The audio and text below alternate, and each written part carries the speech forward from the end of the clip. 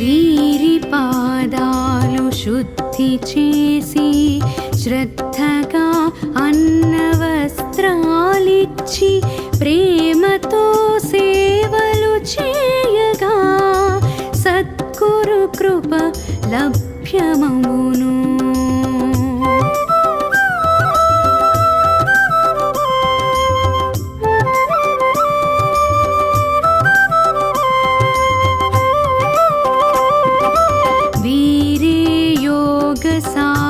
సిద్ధులు సంతులు మునులు బాబాలు మహారాజులు సన్యాసులు ముని తపో గురు స్వాములు.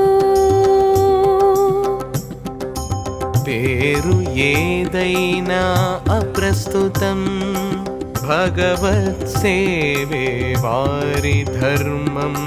వీరే ప్రపంచ శోభారూపం, దైవీక శక్తుల భాండారం. వీరిలో ఆధ్యాత్మిక శక్తే ఈ ప్రపంచ పుణ్యశక్తి. పుణ్యశక్తే ప్రపంచ భాగ్యం, పాపశక్తే ప్రపంచనాశనం. వీరి పాద ప్రక్షాళన చేసి శ్రద్ధతో భోజనాన్ని వస్త్రాలను అందించి ప్రేమతో సేవ చేస్తే సద్గురువు కృప లభిస్తుంది.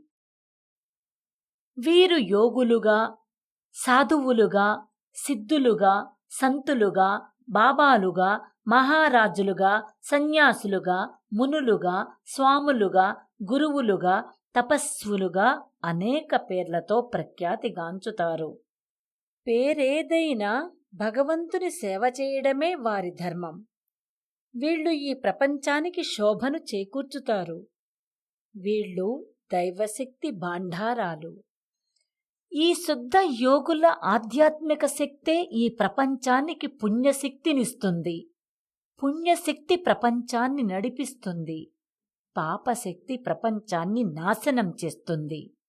శ్రీ చంద్రభాను సత్పతి గురుదేవ విరచిత శ్రీ గురు భాగవతం. స్వరలయ వికసిత సుమదన శోభిత శ్రీ గురు చరణ సమర్పితం.